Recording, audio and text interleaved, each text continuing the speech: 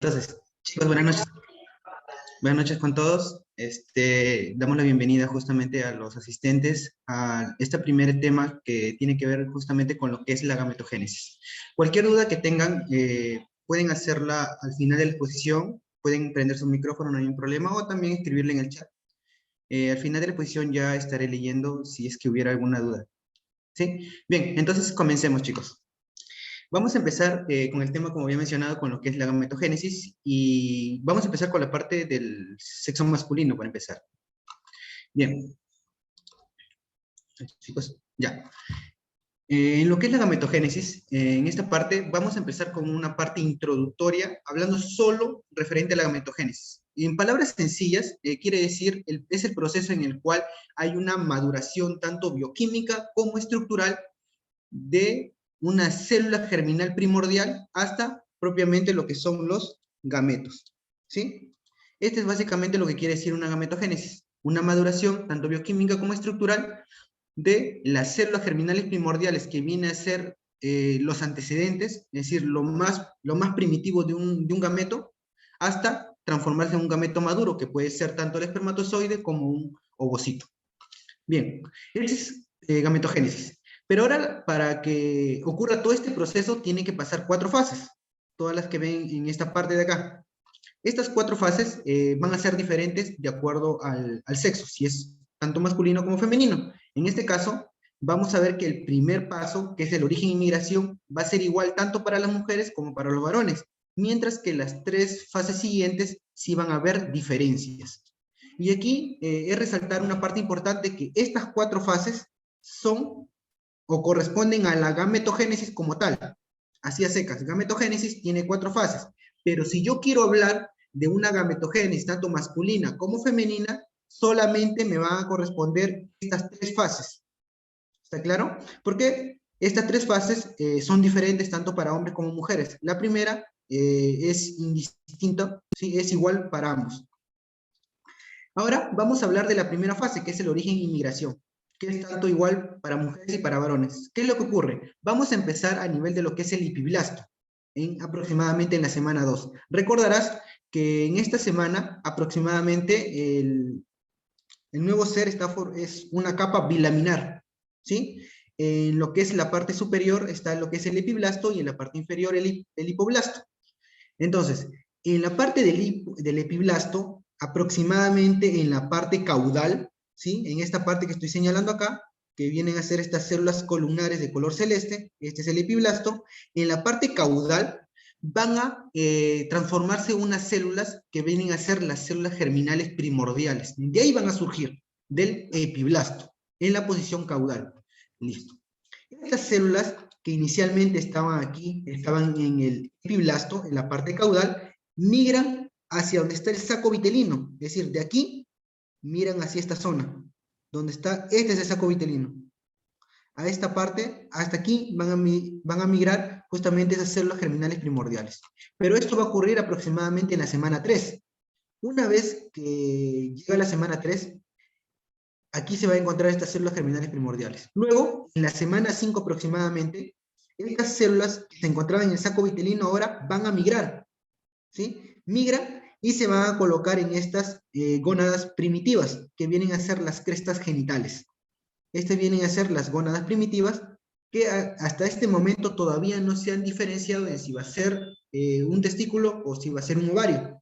Todavía no hay una diferenciación en esta parte. Entonces, estas células germinales primordiales llegan aproximadamente, ¿en qué semana las gónadas? Llegan en la semana 5.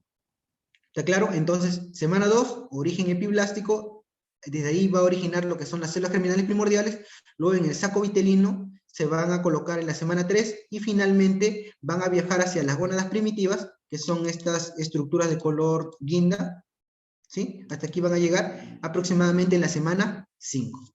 Un dato que podría hacerte tal vez interesante, que te podría ayudar, es el origen de los teratomas. ¿Qué es lo que ocurre?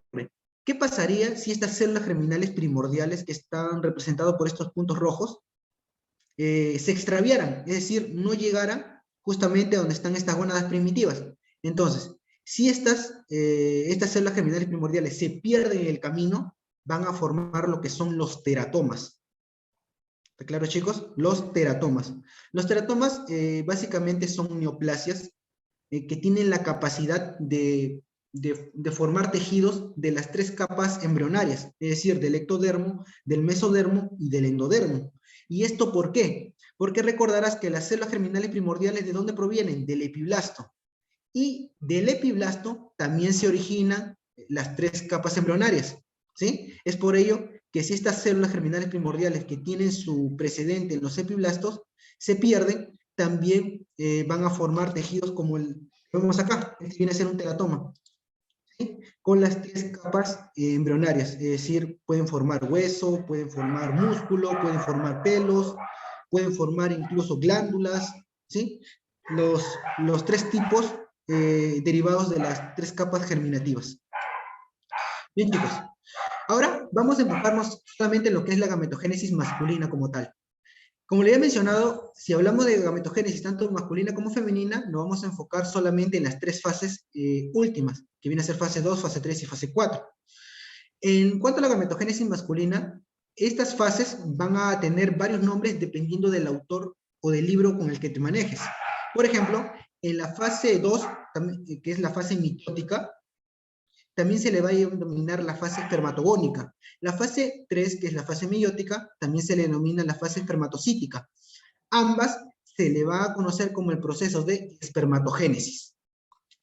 Luego, en correspondiente a la fase 4, que es la maduración estructural, se le va a denominar también espermiogénesis. Entonces aquí están los términos. ¿Por qué lo menciono? Porque en muchos libros hay errores. Menciona que la gametogénesis es igual, la gametogénesis masculina es igual a la espermatogénesis, y eso no es así, sino que la espermatogénesis forma parte de la gametogénesis masculina como tal, solamente corresponde a los 2 primeros procesos de acá, fase 2 y fase 3.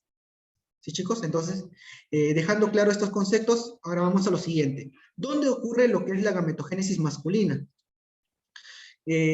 Más que todo lo que es la gametogénesis masculina ocurre en lo que son los túbulos seminíferos, que se encuentran a nivel de los testículos, ¿sí? Específicamente en esos túbulos seminíferos, dentro de su luz, ahí va a ocurrir lo que es esta gametogénesis. ¿Cuánto dura aproximadamente una transformación? ¿Sí? Es decir, este proceso que van a ver a continuación, ¿cuánto dura? Es decir, de una espermatogonia tipo A hasta que se transforme en un espermatozoide, aproximadamente entre 64 a 74 días. ¿Sí? Todo este proceso va a durar este tiempo. Pero como ven, van a pasar por una serie de transformaciones. Esta espermatogonia va a tener que transformarse en un espermátide.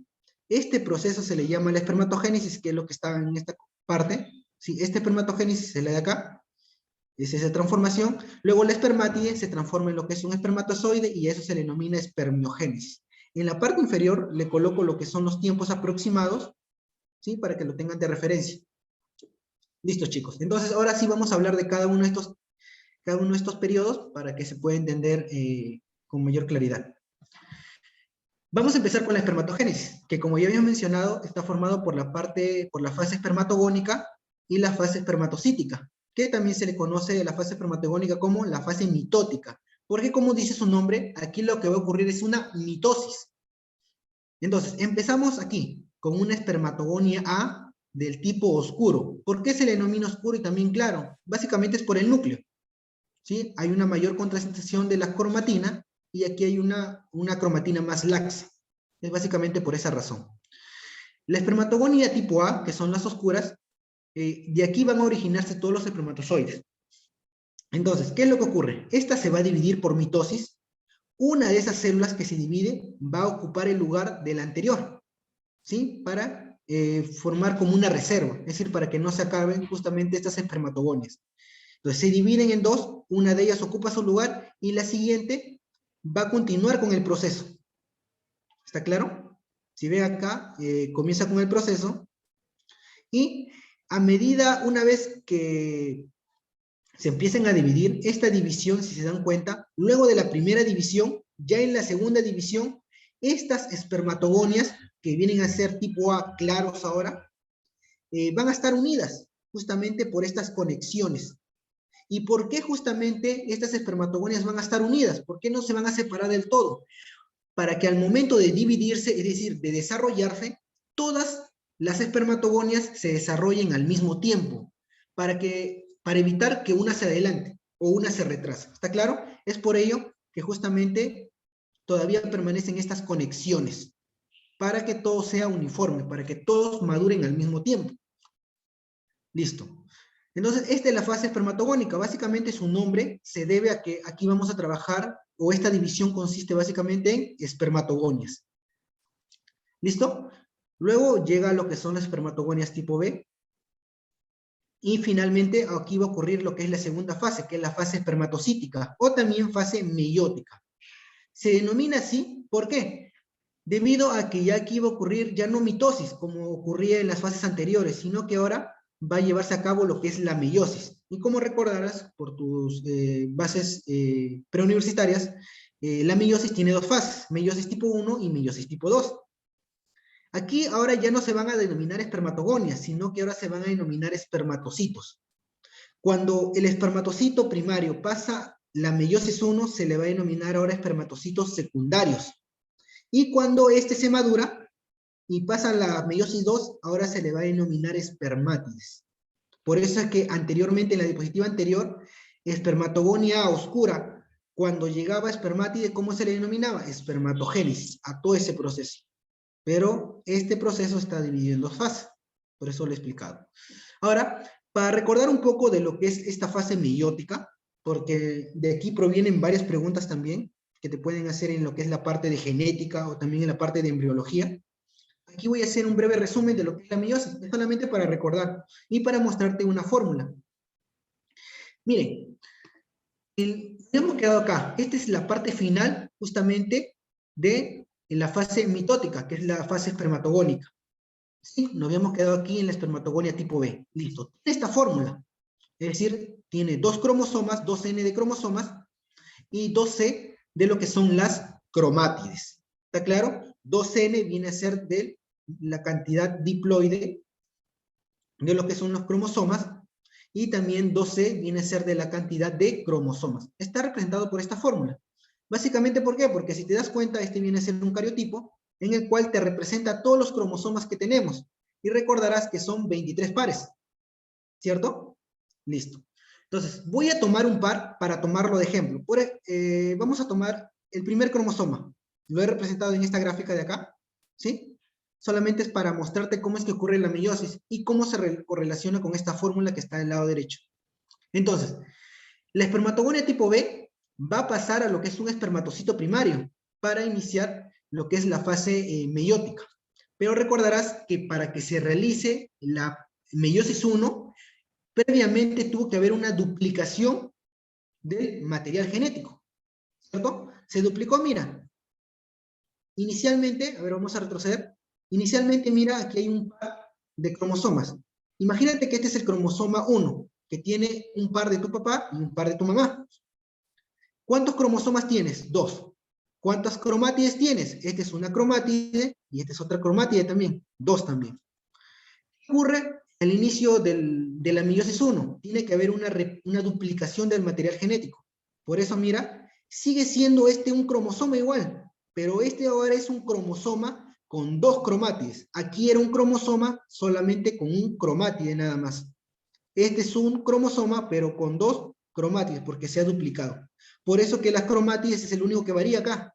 Si es 2C, aquí ahora va a ser 4C. Aquí sigue siendo 2N, ¿por qué? Porque este era un cromosoma y este sigue siendo otro cromosoma, solamente que ahora tiene 2 brazos, 2 cromátides. ¿Listo? Recordarás también que en la meiosis 1 lo que ocurre es una separación de cromosomas. Es decir, el cromosoma, como los cromosomas están en pares, uno dado por tu papá y el otro dado por tu mamá, se separan. Entonces uno se va a un lado y el otro se va al otro. ¿Sí? Ese es como resultado de la meiosis 1. Por lo tanto, ahora si vemos cada núcleo, lo que vamos a ver es cuántos cromosomas hay en cada núcleo. Uno nada más. ¿Y cuántas cromátides? Siguen habiendo 2. ¿Listo? Se disminuyó a la mitad, si te das cuenta, con respecto a la anterior. Y en la meiosis 2, ¿qué ocurre? Ya aquí no hay una separación de cromosomas, sino lo que hay es una separación de cromátides. Es decir, estas cromátides que están unidas por el centro se van a separar. Uno para el otro lado y el otro para el siguiente lado. ¿Está bien? Aquí también se divide. Y te das cuenta, si contamos, este viene a ser igual un cromosoma, pero ahora este cromosoma solamente va a tener un cromátide nada más. ¿Listo? Y entonces, básicamente la meiosis, lo único que resulta es que hay una disminución a la mitad del número de cromosomas. Si te das cuenta, al inicio, ¿cómo empezamos? Con 2N. ¿Cómo terminamos? Con una N nada más. ¿Sí? Lo coloco en esta parte porque hay algunas preguntas que van a ver en algunos libros que se relacionan mucho con estas fórmulas. Te recomiendo que, no sé, le tomes un screenshot o lo apuntes para que lo puedas repasar luego. O si hay alguna duda, al final de la exposición me lo puedes hacer y lo aclaramos. ¿Sí? Entonces, continuando, esta es la meiosis. Listo. Entonces, habíamos acabado justamente ya la espermatogónica y la fase espermatocítica. Ahora nos toca la parte de la espermiogénesis. Chicos, la segunda parte consiste en transformar la espermátide en ya un espermatozoide. Entonces, en esta espermiogénesis, ¿qué ocurre? Aquí tenemos, miren, aquí está la espermátide, que como ven tiene una forma circular. ¿Sí? La primera fase corresponde a la fase de Golgi. En esta fase de Golgi se denomina así, ¿por qué? Porque justamente el aparato de Golgi propiamente lo que va a hacer es secretar unas vesículas. Pero a diferencia de lo que normalmente ocurre, que sus vesículas las secreta en dirección hacia la membrana, en este caso va a secretar una vesícula, pero en dirección hacia el núcleo. ¿Qué es lo que podemos ver acá? Que es esta vesícula de color amarillo. ¿Cómo se le llama esta vesícula? Se llama vesícula acrosómica. Acuérdense ese nombre, vesícula acrosómica. Otro proceso que ocurre en esta fase de Golgi es que le empieza a salir como una protrusión, una cola. Si te das cuenta acá, le empieza a salir una cola. Inicialmente estaba de forma esférica, pero en la dirección opuesta donde está la vesícula acrosómica, es decir, en el otro lado, le empieza a crecer una cola inicialmente. ¿Está bien? Esa es la fase de Golgi. Luego, en la fase del casquete, ocurre, esta vesícula cromosómica va a empezar a rodear al núcleo, como pueden ver acá. Inicialmente, mira, solamente estaba cerca al núcleo, pero luego, mira, se empieza a expandir, formando como un casco. Por eso se denomina la fase del casquete. Además, el flagelo que le estaba creciendo al espermatozoide se va haciendo cada vez más grande. ¿Sí, chicos? Cada vez más grande. ¿Qué otro proceso ocurre acá? Si ustedes se dan cuenta, este espermatozoide que se está formando acá, que todavía no, este espermátide que todavía está madurando, es como si estuviera mirando hacia arriba, ¿cierto? Aquí está su cabeza y aquí está su cola. Está mirando hacia arriba. Pero ¿qué es lo que ocurre también en esta fase del casquete? El espermatozoide cambia de dirección, ya no mira hacia arriba, sino hacia dónde va a mirar ahora, hacia abajo. Es decir, la cola ahora va a estar en dirección hacia arriba y la cabeza va a estar mirando hacia abajo. Ocurre este cambio de dirección. ¿Está bien, chicos? Pero, ojo, si cambia un espermatozoide, todos los espermatozoides también cambian de posición, porque recordarás que todos los espermatozoides a este momento están unidos. ¿Sí? No te olvides, todos están unidos, este espermatozoide, están unidas. Entonces, esta es la fase del casquete. Luego viene la fase acrosómica. Básicamente, lo que ocurre aquí es que todo el citoplasma que inicialmente se encontraba rodeando el núcleo, ahora este citoplasma se va a dirigir hacia donde está el flagelo, la cola del espermatozoide. Se va a dirigir hacia atrás. Miren, ¿ves? Lo va a empezar a cubrir. Y al empezar a cubrir, esta acrosoma que se está formando acá, esta vesícula acrosómica, se va a quedar solamente en contacto con el núcleo. Aquí no hay nada, casi nada de citoplasma, si se dan cuenta. Básicamente, solamente en este polo se encuentra la vesícula cromosómica cerca de la membrana. Casi no hay citoplasma acá. Solamente está esta vesícula. ¿Por qué es importante esta vesícula? Porque en esta vesícula contiene gran cantidad de enzimas que va a ser importante para el proceso de la fecundación. Por eso debe estar en esta región, en lo que es la cabeza. ¿Sí? Entonces, todo el citoplasma se dirige hacia el flagelo, lo empieza a cubrir, pero como empieza a arrastrar todo el citoplasma, también arrastra las organelas. Entre ellas, arrastra también a lo que son las mitocondrias. Por eso que las mitocondrias se ubican básicamente en los flagelos, por el arrastre de todo el citoplasma. ¿Listo? Aquí ocurre justamente lo que menciona la fase de diferenciación, porque ya deja de ser de forma esférica y empieza a ser una forma ya más alargada.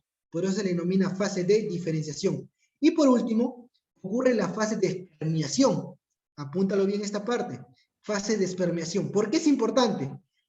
Porque los espermatozoides que estaban madurando inicialmente estaban conectados, ¿cierto? Estaban conectados por unas conexiones entre ellas. Pero en la fase de espermiación, esas conexiones se rompen. Se rompen esas conexiones y los espermatozoides se liberan. Por eso es que justamente en la fase de espermiación, ya los espermatozoides no están juntos, sino que se colocan de manera individual. Entonces, si te preguntan, ¿en qué fase los espermatozoides se separan? Básicamente o específicamente en la fase de espermiación. Entonces, aquí ya tenemos lo que es un espermatozoide maduro, pero estructuralmente, chicos, ojo. Ojo con lo que estoy diciendo. Está maduro, pero estructuralmente. Todavía no ha adquirido otras funciones, ¿sí? Como su función de moverse, todavía no lo ha adquirido. Solamente ha madurado estructuralmente nada más. La siguiente maduración, que es una maduración tanto bioquímica, que lo vamos a ver más que todo en la siguiente clase, ¿sí? Hasta este momento, todo en lo que es la gametogénesis, solamente hemos visto hasta este proceso donde ocurre lo que es la maduración estructural del espermatozoide, ¿sí? Listo, chicos.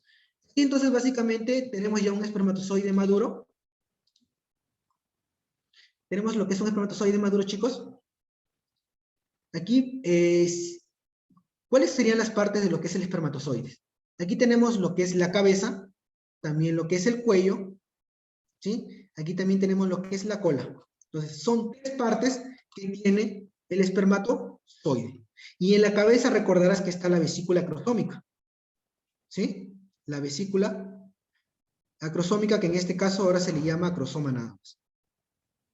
Justamente porque recordarás que aquí se encuentran las enzimas importantes para la fecundación. Para que el espermatozoide pueda ingresar al ovocito, tiene que liberar estas enzimas que se encuentran en esta región. En el cuello, que es estrecho, y luego tenemos la cola, que tiene la pieza intermedia, que es donde se encuentran las mitocondrias, chicos. ¿En qué lugar se encuentran las mitocondrias? En la cola, específicamente en la pieza intermedia. Luego la pieza principal, que es la zona más extensa de la cola, y por último la pieza terminal. Básicamente aquí estamos lo que son algunas de las medidas, por si quieres las mediciones del espermatozoides. Aproximadamente su longitud total vendría a ser entre 50 a 60 micrómetros. Y bien, aquí justamente para terminar ya vamos a hablar del túbulo seminífero, que es el lugar donde ocurre la gametogénesis masculina. Aquí, por ejemplo, tenemos al testículo, y ustedes van a ver que aquí hay unos espacios, ¿cierto? Estos espacios se le llaman lobulillos testiculares. Lobulillos. Dentro de estos espacios se va a encontrar lo que son estos túbulos seminíferos, que son como una especie de conductos que están enrollados, ¿sí? Si se dan cuenta, miren, este conducto empieza acá, pero voy a acercarlo, y empieza acá, se enrolla y luego regresa otra vez y vuelve a terminar acá. Esto con la finalidad, o por qué tiene esta disposición, porque si el espermatozoide puede dirigirse en esta dirección, o si se dirige en la dirección contraria, es decir, para acá, igual va a terminar llegando hacia donde está la red testicular, ¿sí? Esto es para que no se quede atrapado, nada más. Independiente de la dirección que tome el espermatozoide, sea por acá o sea para este lado, igual va a terminar en la red testicular. Entonces, ¿qué pasa si le hacemos un corte al túbulo seminífero? Miren, lo que vamos a ver es esto. Es un corte del túbulo. Vamos a ver la parte intermedia, es decir, la parte interna, en lo que lo está tapizando por dentro al túbulo seminífero, se le va a denominar epitelio seminífero. Así se le denomina. ¿Cuáles van a ser las células que van a estar formando este epitelio seminífero? A las células espermatógenas. Como ya habíamos hablado, las espermatogonias, espermatocitos, espermátides. Estas células en conjunto se llaman células espermatógenas. Como la ven acá, son estas células de color celeste, que se pueden ver, pero también en este epitelio también se encuentran las células de Sertoli.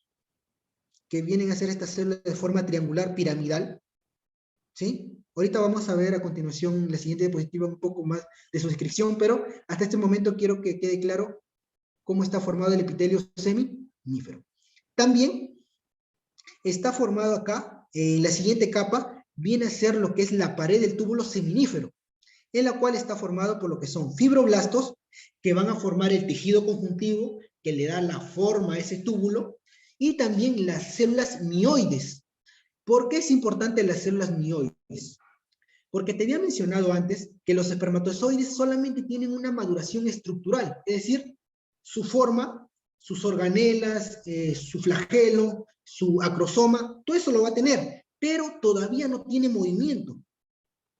¿Está claro? El espermatozoide, una vez que se libera, todavía no tiene esa capacidad de moverse por sí solo. Entonces, ¿cómo es que se desplaza desde el túbulo seminífero por todo este conducto? Pues es gracias a las células mioides, que son unas células básicamente que tienen una característica de ser similares a las células del músculo liso. ¿Está bien? Entonces, estas células se empiezan a contraer y expulsan al espermatozoide. Esto es similar a lo que ocurre con el intestino, es decir, es similar al proceso del peristaltismo, es lo mismo, nada más. Esto es llevado a cabo por lo que son las células mioides. ¿Está claro, chicos? Listo. Luego, externamente o por fuera ya de lo que es el túbulo seminífero se encuentran los vasos linfáticos, las arteriolas, las vénulas, pero por fuera también se encuentran estas células que son importantes, la célula de Leydig. Estas células de Leydig, como ven acá. Entonces, si te preguntan, dentro del epitelio seminífero, ¿quién se encuentra? Células espermatógenas y también las células de Sertoli, que está acá. Y por fuera del túbulo seminífero, ¿quién se encuentra? Se encuentran las células de Leydig. Esta célula de Leydig se va a encontrar por fuera, chicos. No se olviden.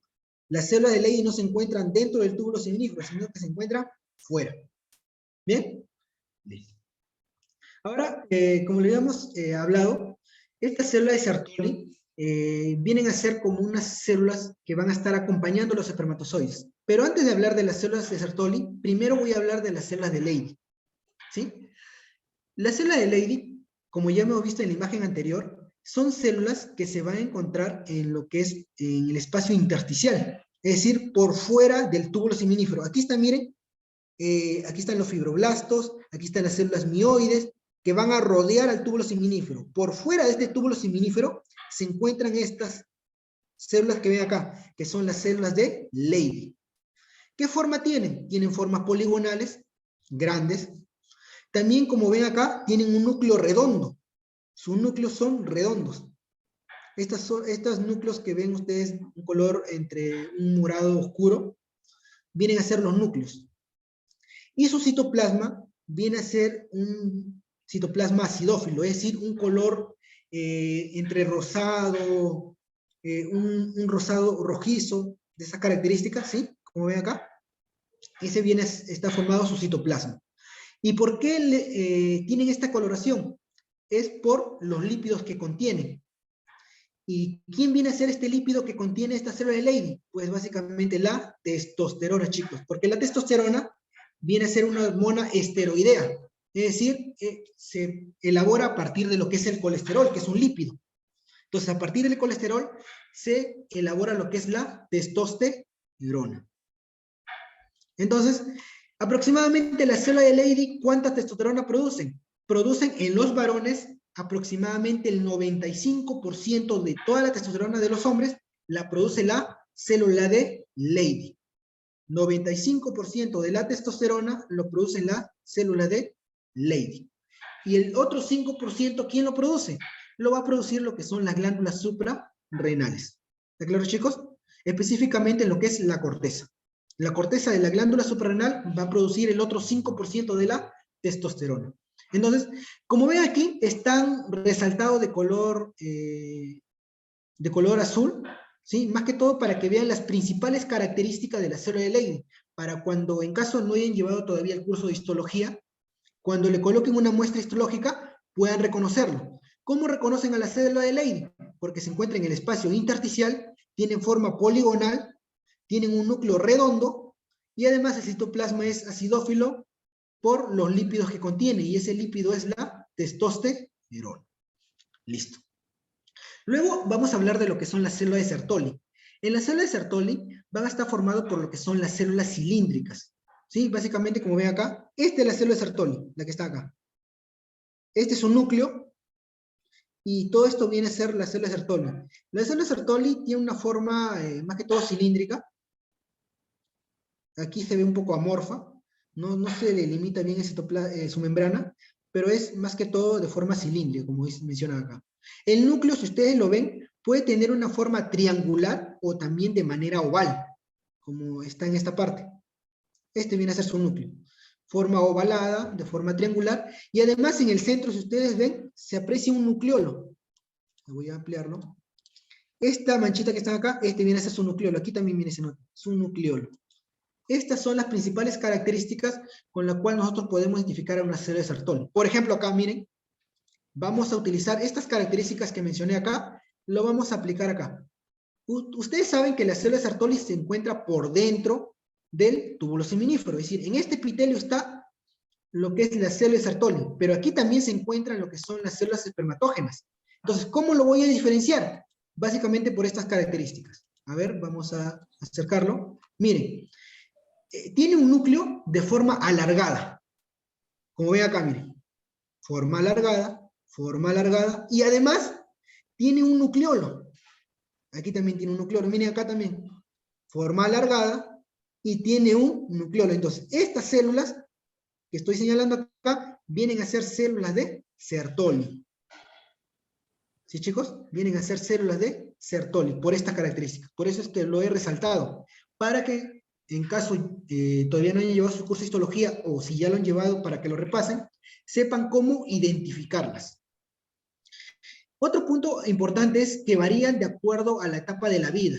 Esto quiere decir que en las etapas iniciales, es decir, cuando todavía es un recién nacido, en los varones, las células de Sertoli se encuentran en mayor cantidad que las células espermatógenas. ¿Está claro? Vuelvo a repetir. En los primeros años, las células de Sertoli se encuentran en gran abundancia, es decir, se encuentran en mayor cantidad que las células espermatógenas. Sin embargo, conforme vaya aumentando la edad, esta relación se invierte.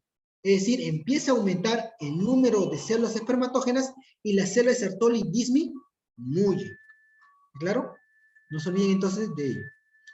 ¿Cuál es la función básicamente de las células de Sertoli?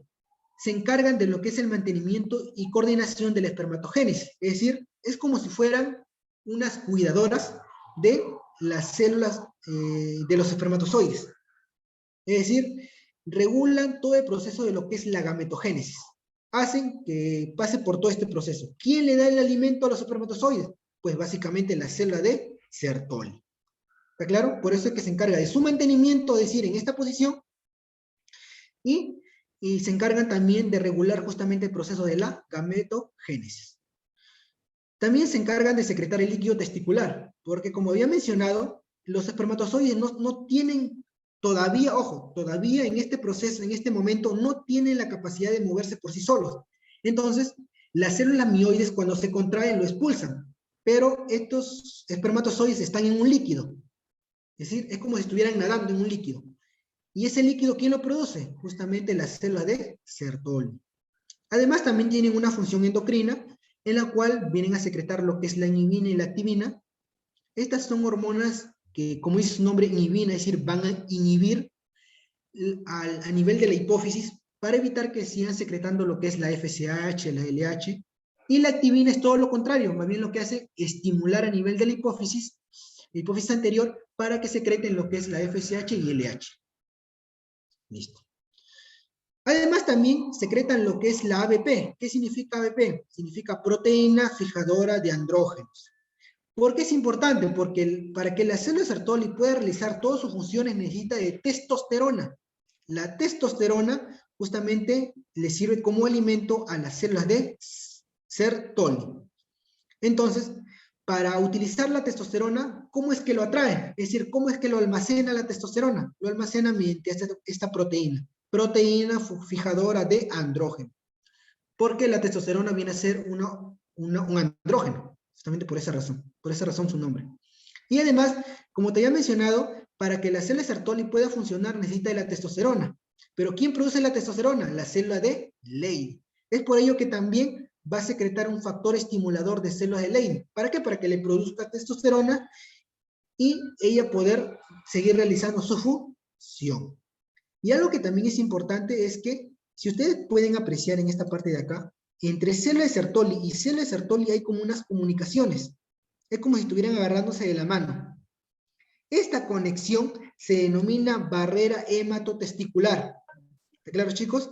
Barrera hematotesticular. ¿Por qué es importante esta barrera? Porque aquí se encuentran los vasos sanguíneos, ¿cierto? Y en los vasos sanguíneos también se encuentran lo que son los leucocitos, ¿sí? Esos leucocitos no pueden atravesar esta barrera, ¿sí? ¿Por qué no deberían de atravesar esta barrera? Porque estas células, a diferencia de las células que se encuentran en todo nuestro cuerpo, son células haploides, es decir, tienen la mitad de cromosomas. Ya ustedes saben por qué, por el proceso de meiosis. Entonces, los leucocitos lo reconocen a estas células como si fueran células extrañas. Por lo tanto, las atacarían. Entonces, para evitar que los leucocitos las ataquen, está esta barrera barrera hemotesticular. ¿Está claro? Esta es la barrera hemotesticular que evita que los leucocitos ataquen a los espermatozoides. ¿Por qué? Porque básicamente tienen un número haploide en cromosoma. ¿Sí? Y esto explicaría justamente por qué los varones, cuando reciben golpes en los testículos, ¿sí? Cuando reciben golpes en los testículos, esta barrera se rompe. Entonces, si se rompe esta barrera con los traumatismos, los leucocitos ingresan y destruyen. Es por esa razón, pues esta sería la explicación de por qué los traumatismos en los testículos generaría esterilidad en los varones. ¿Está claro? Pero tienen que ser traumatismos a repetición, es decir, varios traumatismos para que puedan romper esta barrera y los leucocitos destruyen a los espermatozoides. Además, también en la etapa embrionaria, las células de Sertoli también se encargan de secretar el factor inhibidor de mulleriano, el cual va a inhibir lo que son el desarrollo de los conductos mullerianos. ¿Por qué? Porque los conductos mullerianos van a formar en las mujeres lo que son el útero, y las trompas uterinas, una parte de la vagina, ¿sí? Entonces, las células de Sertoli lo que hace es inhibir estos conductos para que no se formen esa parte, esos órganos internos femeninos, y solamente se formen lo que son los testículos nada más. Los conductos deferentes, la próstata, ¿sí?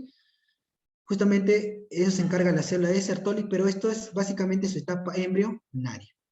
¿Listo, chicos? Y a manera de resumen de lo que es la gametogénesis masculina, ya para terminar esta primera parte, diremos entonces, ¿cuándo es que ocurre este proceso de espermatogonias? Es decir, ¿cuándo las espermatogonias empiezan su proceso de división?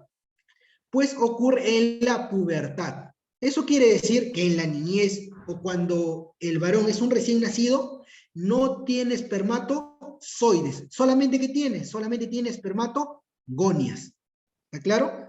No se olviden, las espermatogonias entonces empieza su proceso de división, lo que hemos visto en toda esta posición que es la gametogénesis masculina. Todo esto se inicia ¿cuándo? En la pubertad. ¿Por qué se inicia en la pubertad? Porque en ese periodo hay un incremento de la FSH y la LH. ¿Sí? La FSH va a estimular a la célula de Sertoli y la LH va a estimular a la célula de Leydig para que puedan realizar su función. Y ya saben, esta espermatogonia se divide y forma los espermatocitos, forma las espermátides y finalmente se forman los espermatozoides. Todo este proceso, ¿cuánto duraba? Entre 64 y 74 días aproximadamente, chicos. No se olviden de ello, entonces. Este es un resumen de todo lo que hemos visto. Y algo, en caso les pregunten, porque hay algunos docentes que no utilizan mucho estos términos que son FSH y LH. ¿Por qué? Porque FSH, ¿qué significa? Hormona folículo estimulante.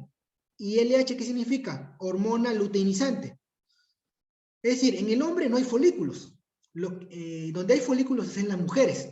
Entonces, ¿cuál es el término correcto que debería usarse?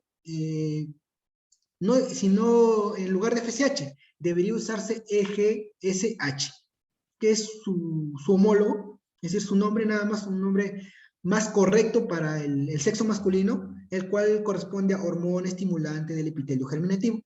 Y la LH lo pueden denominar así, tal como está, o le pueden colocar este nombre que es hormona estimulante de las células intersticiales. ¿Sí? Eso solamente lo menciono porque hay algunos docentes que no trabajan con estos términos, porque estos términos, si lo utilizamos literalmente, no corresponderían con el sexo masculino, porque el hombre no tiene ni folículos ni cuerpo lúteo. ¿Sí? Lo reemplazan por estos términos nada más. ¿Está claro? Pero lo menciono porque hay algunos libros que todavía siguen utilizando estos términos. Bien, chicos, entonces, acabando lo que es la gametogénesis masculina, ahora sí vamos con lo que es la gametogénesis femenina, ya para concluir esta exposición. En la gametogénesis femenina, ya habíamos hablado que el proceso de célula germinal primordial a gametos, esa es la definición de gametogénesis, y el origen y migración ya lo hablamos en la primera parte, que es similar tanto para hombres y para mujeres. Ahora vamos a hablar de la gametogénesis femenina, que corresponde a estas tres fases, y vamos a ver por qué es diferente en las mujeres. No te olvides que los varones, cuando empieza la espermatogonia, es decir, la fase mitótica, ¿en qué etapa ocurre? En la pubertad. Ojo, chicos, en la pubertad ocurre la fase mitótica. Pero la fase mitótica en las mujeres, ¿cuándo ocurre? Ocurre aproximadamente en la semana 5, es decir, en tu etapa todavía embrionaria, ¿sí? Cuando todavía está el embrión, en esa etapa ya se empieza la fase mitótica en las mujeres, a diferencia de los varones que ocurre en la pubertad. En las mujeres ya se inicia en la semana número 5, apúntalo bien, semana número 5. ¿Y cuánto dura? Aproximadamente dura hasta el quinto mes, es decir, de la semana 5 hasta el quinto mes ocurre lo que es la fase mitótica. Listo. Ocurre lo que es la fase mitótica. Entonces, en esta fase mitótica, lo que básicamente ocurre es que las ovogonias se empiezan a dividir. Se empiezan a dividir las ovogonias. ¿Cuántas ovogonias habían en la semana 5? Inicialmente llegaron, ¿cuántas? Llegaron aproximadamente 500,000, pero cuando termina en el mes número 5, en el quinto mes, ¿cuántas ovogonias hay? Aproximadamente 7 millones. Es decir, hay una gran mitosis de las ovogonias. ¿Está claro? Y es en el quinto mes donde culmina la mitosis. Es decir, de aquí en adelante, en la etapa de la mujer, ya no hay más mitosis. Ya no ocurre más mitosis en los gametos. Solamente ocurre lo que es la fase meiótica y la maduración estructural. ¿Está claro? Hasta aquí acaba. Entonces, ¿cuánto dura la fase mitótica? Desde la semana 5 hasta el quinto mes. ¿Cuántas ovogonias se producen al final del quinto mes? Aproximadamente 7 millones, como menciona acá, como está en el gráfico. Luego, desde el quinto mes hasta la menopausia, lo repito, desde el quinto mes de la etapa embrionaria, ¿sí? Esa ya sería la etapa fetal, específicamente etapa fetal, hasta lo que es la menopausia, ¿sí? Ojo, la menopausia, va a ocurrir estas dos fases. ¿Está claro? Estas dos fases. La fase meiótica y la de la maduración estructural. Aquí también hay una diferencia con el de los varones. ¿Por qué? Porque recordarás que la fase mitótica empieza en la pubertad, pero persiste durante toda su vida. Por eso es que los varones, por más que tengan incluso 60, 70, 80 años, todavía pueden ser fértiles, por esa razón. Mientras que las mujeres solamente tienen esa capacidad de poder fecundar solamente hasta antes de llegar a la menopausia. ¿Está claro? Porque las ovogonias solamente se producen hasta el quinto mes y de ahí en adelante solo son ovocitos. Y solamente van a trabajar con esta reserva de ovocitos. Si esta reserva de ovocitos se acaba, también se acaba su capacidad fértil de la mujer. ¿Está claro? Entonces, vamos a hablar de estas dos fases, de la fase meiótica y de la maduración estructural. ¿Sí? Estas dos fases en las mujeres ocurre al mismo tiempo, chicos, no se olviden de ello. En los varones, estas dos fases ocurría de manera diferente. Primero meiótica y luego ocurría la fase estructural en los varones. Pero en las mujeres, la fase meiótica y la maduración estructural ocurre al mismo tiempo. Eso es algo también particular, una diferencia que también deberían de notar. ¿Cuándo inicia la fase meiótica? inicia en el quinto mes, vuelvo a repetir, quinto mes, ¿y cuándo concluye? Concluye cuando la mujer llega a la menopausia. ¿Listo? Vamos a hablar entonces de cada una de esas fases. Pero antes, ¿dónde ocurre la gametogénesis femenina? Ocurre en la corteza de los ovarios, específicamente en la corteza, porque recordarás, aquí tenemos a tu gónada femenina, tiene varias partes. La parte más superficial del ovario se le denomina epitelio germinativo. ¿Por qué es importante este epitelio germinativo? Que lo conozcas, porque este es el origen de la mayoría de neoplasias de ovario. Aquí se origina la mayoría de neoplasias, justamente por este epitelio. Luego le sigue una delgada capa, que es la túnica albuginea. Debajo del epitelio germinativo está la túnica albuginea, que es una delgada capa todavía. Y luego sigue la corteza. Por ejemplo, mira acá, en esta imagen. Esta línea gris más oscura viene a ser el epitelio germinativo. Luego, esta parte que es un gris más claro, ¿sí? Un gris intermedio, viene a ser la corteza. Y es aquí en la corteza donde justamente se encuentran los folículos ováricos, en la corteza. Por eso que la gametogénesis, ¿dónde ocurre? En la corteza. Y esta parte central, que es un gris más tenue, más leve, aquí es donde llegan los vasos sanguíneos, los vasos ováricos, ¿sí? Para dar el suministro sanguíneo. Entonces, ¿dónde ocurre la gametogénesis femenina? Pregunta. Corteza de los ovarios. Listo. Vamos a hablar entonces de aquí cada uno de ellos. Y en la fase meiótica, específicamente como nos habíamos quedado aquí, no te olvides, ¿en qué semana empieza? ¿En qué mes empieza? En el mes número 5 de la etapa embrionaria. Bueno, específicamente la etapa fetal. Fase meiótica. ¿Qué es lo que ocurre? Aquí va a ocurrir similar a la meiosis que conocemos. Es decir, un ovocito primario, ocurre en meiosis 1, pero a diferencia de lo que ocurría en lo que es el sexo masculino, aquí no me va a formar dos células iguales, sino que me va a formar dos células diferentes. Por ejemplo, mira, después de meiosis 1 se forma un ovocito secundario, pero por el otro lado se forma un corpúsculo polar. Es decir, es como si fuera un ovocito, pero atenuado, atrofiado. ¿Está claro? Un ovocito atrofiado así, a eso se denomina primer corpúsculo polar. Luego, en la meiosis 2, se van a seguir dividiendo. Y mira, del ovocito secundario que quedó acá, también se va a dividir. Y de este va a salir solamente un ovocito, y por el otro lado va a formar otro corpúsculo polar. Y este primer corpúsculo polar que se formó también se puede dividir. O simplemente, no se puede dividir, ¿sí? Hay referencias que dicen que este primer corpúsculo polar se divide, como acá. Pero hay otras referencias que dicen que no, que permanece tal y como está. Entonces, tú puedes encontrar al final dos corpúsculos polares o puedes encontrar tres, dependiendo si este se divide o no. ¿Sí? Entonces, ovocito primario, ovocito secundario y finalmente termina un ovocito maduro. Y como te das cuenta, después de la fase meiótica, como resultado de la división, solamente se produce uno, diferente al de los varones. En los hombres, ¿cuántos se producían? 4. Iniciaba uno y se producía 4. En las mujeres no. Un ovocito primario inicia y sigue el mismo ovocito al final. No hay una duplicación.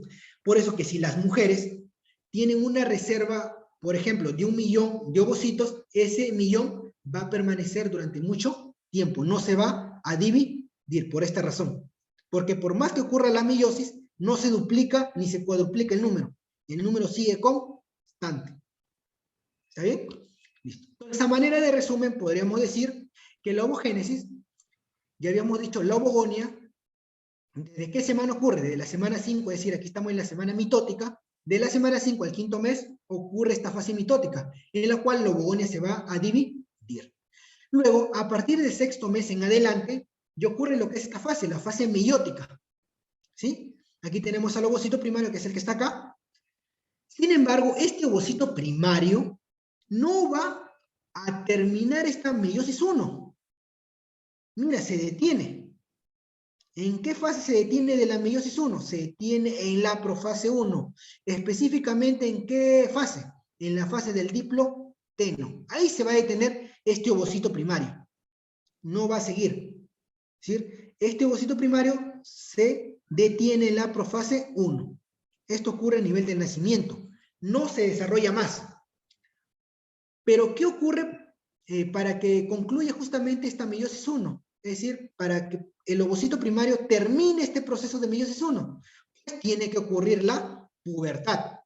Recién en la pubertad ocurre un pico de LH, ¿sí? De la hormona luteinizante. Este pico lo que va a generar es que el ovocito primario termine de madurar y recién se transforma en un ovocito secundario. ¿Está claro, chicos? Entonces, no te olvides, las mujeres cuando son recién nacidas y cuando están en su etapa de niñez, todavía tienen un ovocito primario. ¿En qué fase de la meiosis? En la fase diplotena, específicamente profase 1. Para que ocurra su maduración en ovocito secundario, es decir, para que ocurra la maduración de la meiosis 1, tiene que haber un pico de LH. ¿Y esto ocurre cuándo? En la pubertad. Y en la pubertad justamente ocurre lo que es la ovulación, ¿sí? Donde justamente se libera este ovocito. Pero ustedes pensarán que el ovocito secundario termina en la meiosis 2. Pues no, todavía hay otro impedimento. ¿Por qué? Porque este ovocito secundario no continúa la meiosis 2, sino que se detiene. ¿Se detiene en qué fase ahora? En la metafase 2. ¿Está claro? Es decir, no concluye tampoco la meiosis 2, sino que se detiene.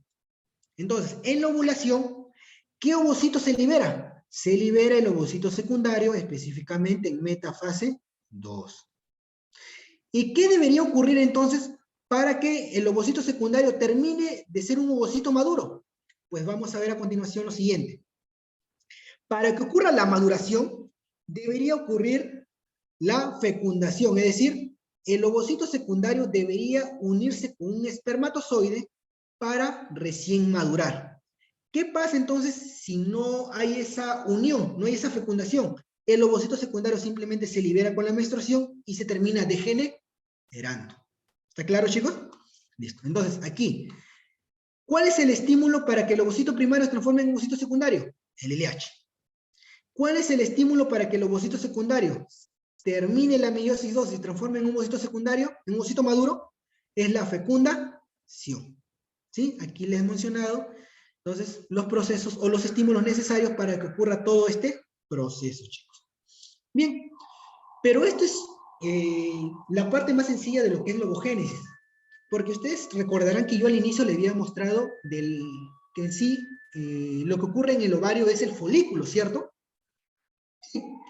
Por eso es que en los libros ustedes van a ver mucho lo que es la ovogénesis, pero no van a ver mucho o no se trata mucho de lo que es la foliculogénesis, que es en sí el proceso que en realidad se debería de estudiar.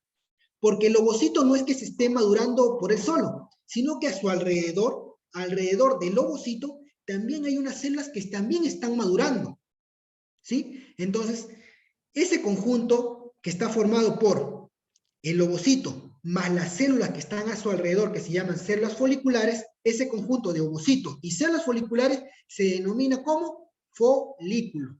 Chicos, no se olviden de ello. Entonces, ¿qué es un folículo? El folículo es el ovocito juntamente con las células que están a su alrededor, que se llaman células foliculares. Y eso es lo que en realidad deberíamos de estudiar, porque el folículo es el ovocito, tanto como las células foliculares, son las que a la vez están madurando. Entonces vamos a empezar por este proceso. Folículo primordial. El folículo primordial ocurre una vez que haya terminado ya el quinto mes. ¿Está claro? Es decir, cuando ya terminaron de dividirse todas las ovogonias, de ahí en adelante se llaman ovocitos primarios. Entonces, estos ovocitos primarios que ves acá, como ven acá, estos ovocitos primarios, y miren estas células que están a su alrededor. Estas células. Estas son las células foliculares. Entonces, estas células están ahí dispersas, pero a partir del sexto mes de etapa fetal, empiezan a rodear a cada ovocito primario. Lo empiezan a rodear. Si se dan cuenta, miren, le empiezan a rodear a cada uno. ¿A esto cómo se le denomina? A esto justamente se denomina folículo primordial, chicos. ¿Está bien? Este es un folículo primordial, este es otro folículo primordial, y así cada uno de ellos. ¿Cómo lo voy a identificar? Miren, aquí está su imagen. Aquí está el ovocito y a su alrededor están las células foliculares. ¿Cuáles son las características de estas células foliculares? Que son planas. Por esto tú lo vas a reconocer. Porque son planas y porque solamente son una capa nada más. ¿Sí? Y así lo pueden ver. Por ejemplo, aquí está la imagen. Miren, aquí está el ovocito. Y miren las células que lo están rodeando. Solamente es una capa de células nada más. Y si se dan cuenta, como es una capa, y además solamente son células planas por sus núcleos alargados que ven aquí. Entonces, esto viene a ser un folículo primordial. ¿A partir de qué mes lo puedo ver? A partir del 6º mes de la etapa fetal de la mujer. Y aquí lo he resaltado de azul para que ustedes identifiquen las principales características. Esto es lo que ustedes deben buscar.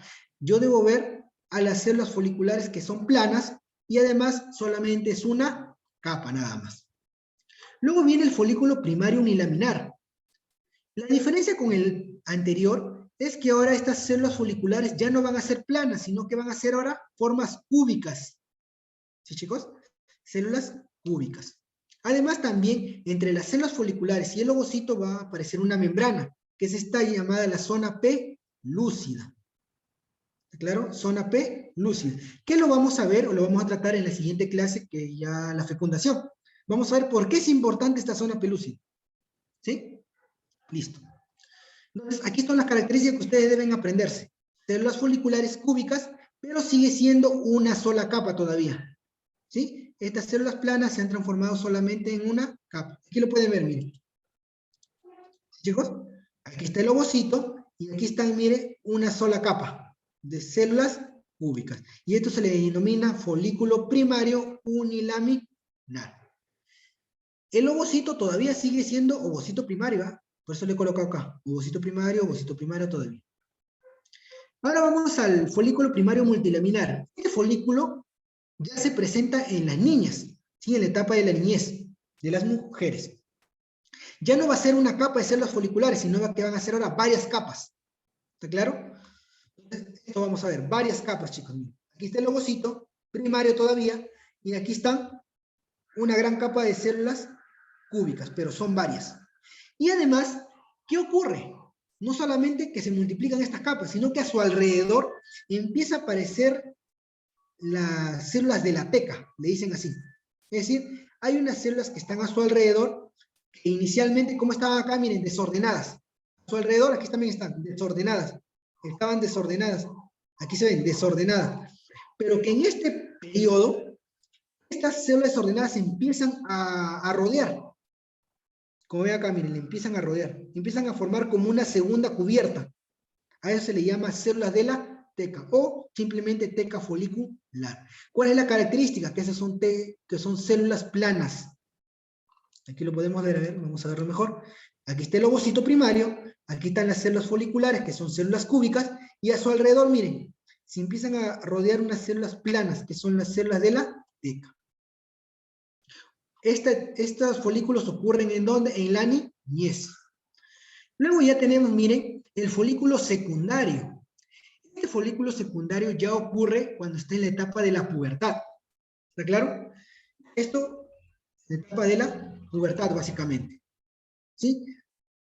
Entonces, este folículo secundario ya ocurre primero en las mujeres. Primero ocurre lo que es un pico de FSH y luego del pico de FSH ocurre el pico de LH en ese orden. Primero FSH, luego del LH. Con el primer pico, que es el pico de FSH, como su nombre lo dice, hormona, folículo estimulante, lo que van a estimular es este folículo. Entonces, el folículo primario multilaminar se transforma ahora en un folículo secundario. ¿Por qué es folículo secundario? Porque simplemente le aparece un espacio dentro de las células foliculares. Es decir, aquí todo es macizo. Pero miren, aquí aparece ahora un antro, es decir, un espacio, que está formado por un líquido. Aquí lo pueden ver. Debido a este antro, es que en ese momento se le denomina folículo secundario. ¿Está bien, chicos? Y además, ¿recuerdan las células de la teca que estaba a su alrededor? Aquí ahora, estas células de la teca se dividen en dos, en una teca interna y una teca externa. La teca interna va a estar formado por células, más que todo cúbicas, se empiezan a hacer núcleos redondos, mientras que la teca externa vienen a ser formadas por núcleos aplanados. Entonces, teca interna, núcleos circulares, y lo que son la teca externa, núcleos aplanados. Aquí se puede ver un poco. Miren aquí, son núcleos redondeados, mientras que aquí son núcleos planos. Núcleos planos. ¿Listo? Entonces, esto ocurre en la pubertad, con el pico de FSH. Luego vamos a ver ahora con el pico de la LH. ¿Qué ocurre con el pico de la LH? Aquí ocurre, el antro se empieza a aumentar, es decir, se empieza a producir más líquido. Por eso que este espacio se hace más grande. Y aquí ahora, con el pico de la LH, como recordarás, el pico de la LH, ya el ovocito se transforma en un ovocito secundario. No te olvides que aquí todavía está en ovocito secundario, pero ¿en qué parte de la profase 2 se detiene? ¿En qué fase de la meiosis 2 se detiene? En la fase de la metafase 2 específicamente. ¿Está claro? Listo. Entonces aquí vemos lo que es el gran antro folicular y vemos también que las células foliculares se dividen en dos. Miren, aquí está las células foliculares parietales, que son estas azules, y está aquí, aparecen ahora las células foliculares alrededor del ovocito. A esto se le llama cúmulo óforo. Solamente a esta zona se denomina cúmulo óforo. ¿Sí? Mientras que a estas células foliculares que están en las paredes más alejadas se le llaman células foliculares parietales. Y también está la teca interna y la teca externa. Aquí está una imagen. ¿Se puede ver mejor? Mira, aquí están las paredes. Estas son las células foliculares parietales. Aquí está el cúmulo óforo. Aquí está la teca interna y está la teca externa. Y listo. Entonces, ¿qué es lo que ocurre con este folículo? Como ocurre la ovulación, el pico de LH, este folículo, solamente esta zona, a ver, lo voy a dibujar.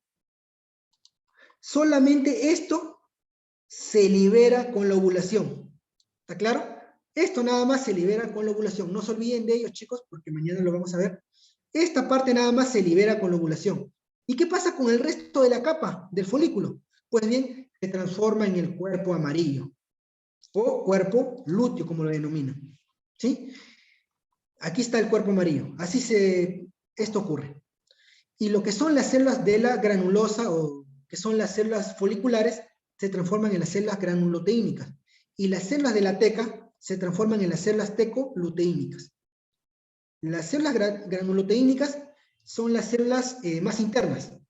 Estas son las células granuloteínicas, que son células esféricas, con gran citoplasma, su núcleo, mientras que las células de la teca que se encuentran en la periferia, miren, son células pequeñas, con poco citoplasma, el núcleo está bien pigmentado. Ese es el cuerpo amarillo. ¿Por qué es importante el cuerpo amarillo? El cuerpo amarillo es importante porque una vez que se libera el ovocito con su cúmulo óforo, este cuerpo amarillo se encarga de secretar lo que es la progesterona y estrógeno, básicamente más progesterona. ¿Para qué? Para mantener todavía el endometrio. ¿Está bien? Mantiene todavía el endometrio, dándole tiempo a que el ovocito pueda ser fecundado y se implante en este endometrio. ¿Cuánto tiempo le da? ¿Cuánto tiempo produce la progesterona y estrógenos? Básicamente 14 días, es decir, 2 semanas le da. 2 semanas el cuerpo amarillo produce progesterona y estrógenos. ¿Para qué? Dándole el tiempo suficiente para que el ovocito pueda ser fecundado y se implante en el endometrio. ¿Qué pasa si el ovocito no es fecundado? Pues el cuerpo lúteo, luego de esos 14 días, se empieza a degenerar y forma el cuerpo albicans. El cuerpo albicans, básicamente, que es un tejido cicatricial de este cuerpo lúteo que ha quedado, viene a ser como una cicatriz. ¿Sí? Pero esta cicatriz no se queda de ese tamaño, sino que debido a los macrófagos que hay en esta zona, esto le empiezan a degenerar. Es decir, el cuerpo albicans cada vez con el tiempo se va haciendo más pequeño. ¿Está bien? Listo, chicos. Y esto es lo que ocurre si es que no ha habido fecundación. ¿Eh?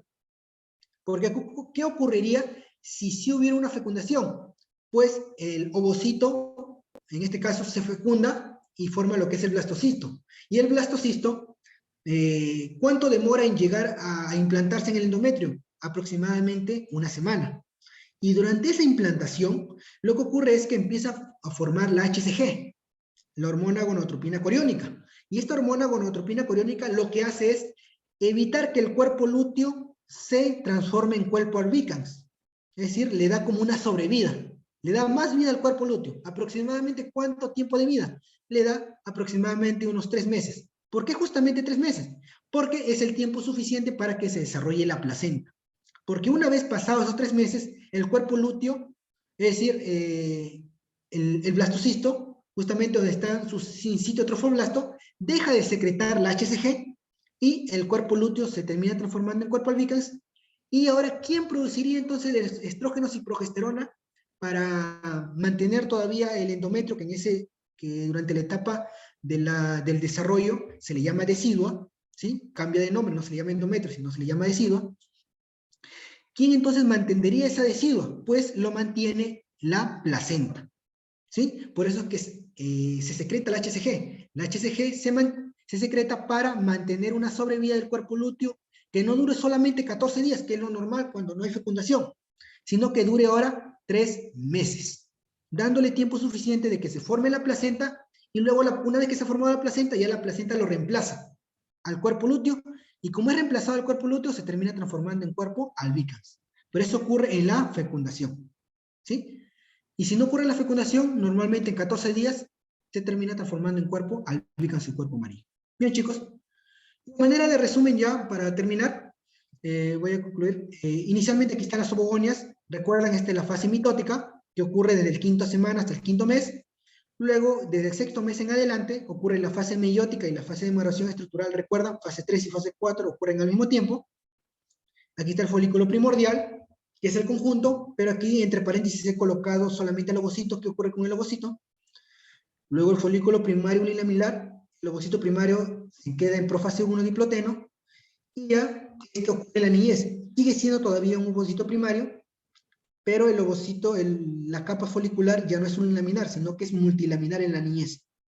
Y ya cuando ocurre la pubertad, ocurre primero un pico de FSH, que lo que ocasiona es que el folículo, es decir, las células foliculares, ahora aparezca un antro, ¿sí? Y se transforma en folículo secundario. Esto ocurre con el pico de FSH. Y luego con el pico de LH, ya el ovocito primario se transforma en ovocito secundario. Y también el antro crece aún más y aparece el folículo terciario en conjunto. Y ocurre la ovulación, y como ustedes saben, en la ovulación se libera el ovocito secundario en metafase, mientras que en el ovario todavía queda el cuerpo lúteo. Y este ovocito secundario en metafase 2, para que concluya esa metafase, ¿qué es lo que debe ocurrir?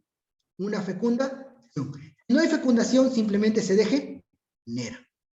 Y el cuerpo lúteo puede durar 14 días nada más si no hay fecundación, o puede durar hasta 3 meses si es que hay fecundación, pero tarde o temprano se va a terminar transformando en un cuerpo albicans. Y aquí hay algunas referencias de que hay algunos textos que lo dividen así: folículos preantrales. ¿Por qué? Porque no hay antro, es decir, no hay ese espacio, ¿sí? Por eso se le denomina folículos preantrales, y además, ¿por qué reciben este nombre? Porque tampoco las hormonas hipofisiarias no intervienen en su maduración. ¿Cuáles son estas hormonas hipofisiarias? El de acá, la FSH y la LH. Como todavía no intervienen acá estas hormonas, pues se denomina folículos preantrales.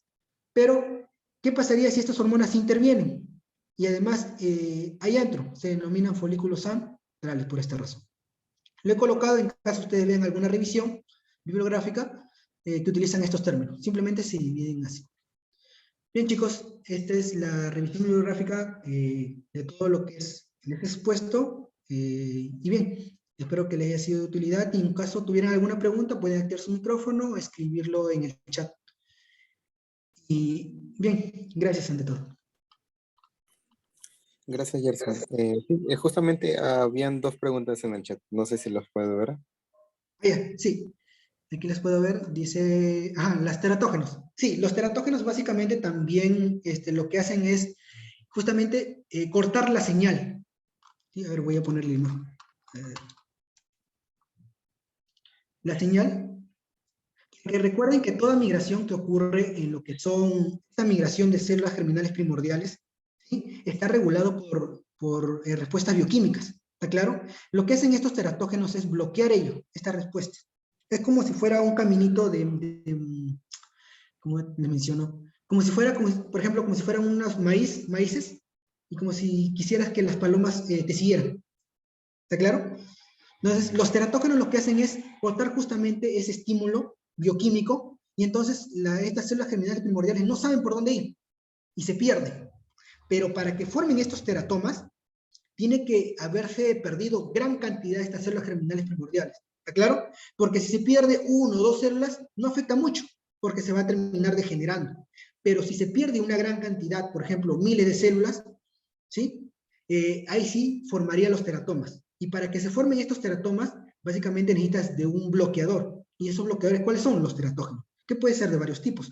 Pueden ser de origen infecciosos, algunos virus, por ejemplo, son teratógenos, otros también medicamentos, otras sustancias químicas también. ¿Sí? Esos son los teratógenos. Bien, ¿cuál es la segunda pregunta? ¿Por qué el casquete cambia de dirección? Lo que sí cambia de dirección, básicamente, aquí lo voy a poner. Lo que cambia de dirección en sí es la célula. ¿Por qué cambia de dirección? A ver, voy a poner esta imagen para que se tenga mejor acá. Acá. Miren, inicialmente, voy a dibujarlo acá. ¿Por qué cambia de dirección? Porque justamente para que las colas de los espermatozoides se encuentren en la luz del túbulo seminífero. Por esa razón. Porque inicialmente los espermatozoides estaban así, ¿cierto? Estaban como mirando hacia arriba. Pero cuando hay esa transformación, ese cambio de dirección, las colas se ponen ahora en la parte, superior ahora. ¿Está bien? Esto para que cuando haya las contracciones, los espermatozoides sean desprendidos fácilmente.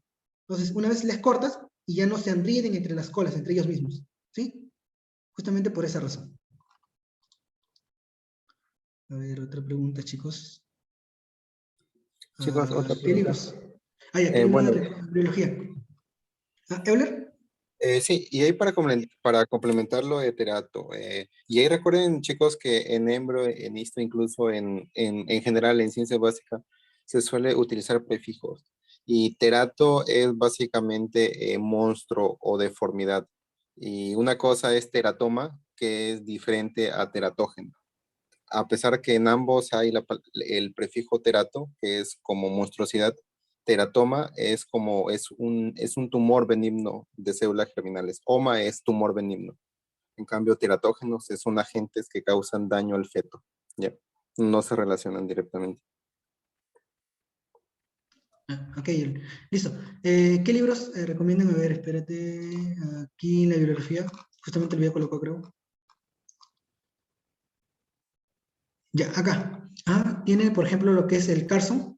¿Sí, chicos? El Carson, también tenemos la embriología de Valdés, embriología humana de Valdés, que también hay referencias, el Lachman también, el Ross también, porque el Ross no es solamente visto, chicos, también tiene lo que es alguna base de embrio, ustedes lo revisan bien, también te describe varias cosas de embrio. ¿Qué otras cosas? A ver, ¿qué otras cosas? Aquí hay otros libros también, lo voy a dejar aquí para que lo puedan ver. También está el Kiersembach, ¿sí? Porque Kiersembach utiliza más que todo esquemas. Entonces, por esa parte les podría ayudar. Yo lo he utilizado más que todo para describir lo que es el testículo, ¿sí? Cómo está formado lo que es el túbulo seminífero, de ahí he tomado estas referencias.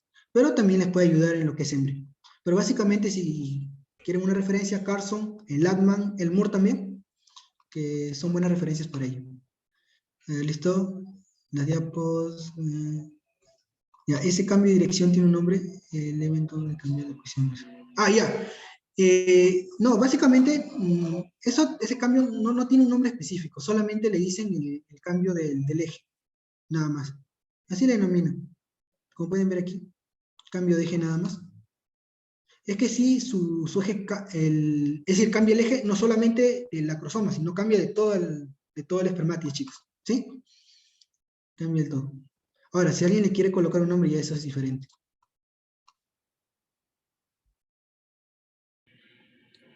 Ya. Pueden hacer sus preguntas, chicos.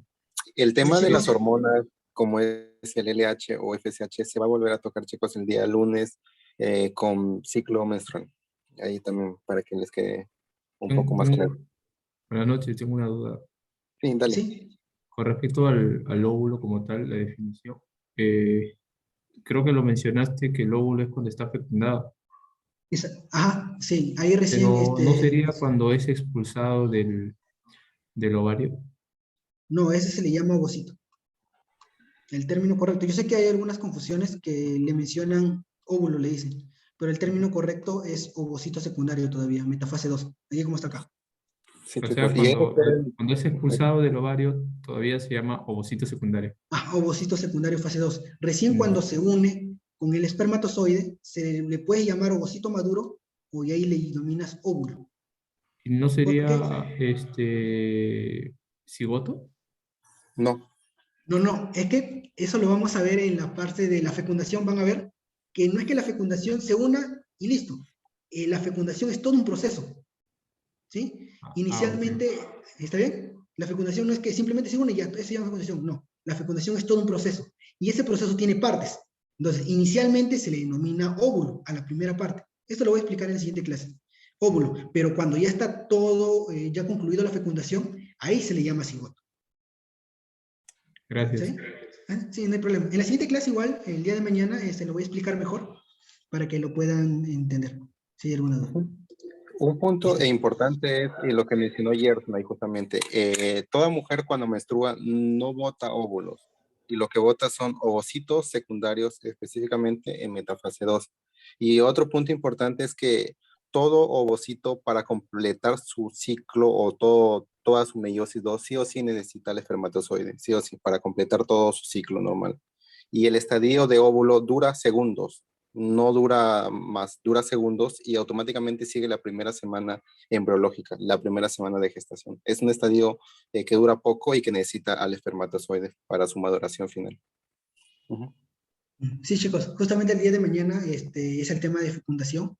También transporte de gametos. Le voy a explicar cómo es que el espermatozoide va a llegar hacia, es decir, todo el tracto genital y también cómo llega al aparato reproductor femenino. Todo ese proceso le voy a explicar mañana y también cómo es la fecundación en sí y por qué justamente el ovocito necesita el espermatozoide para terminar de madurar.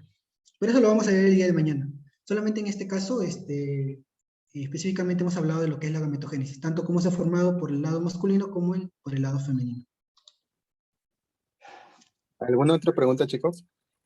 ¿Se puede llegar a fecundar un corpus cupular? No, no se puede llegar a fecundar porque no tiene, igual lo vamos a ver, lo voy a explicar justo la semana pasada, la siguiente clase, porque necesitan gran cantidad de enzimas, chicos, ¿sí? No es solamente tener la carga, el ADN, no, sino tienes que tener todo el ovocito maduro tal como está. Y el corpúsculo polar no pasa por ese proceso. Por eso que es muy difícil llegar a fecundar un corpúsculo. Solamente el ovocito nada más. Bien, chicos, ¿hay alguna otra duda?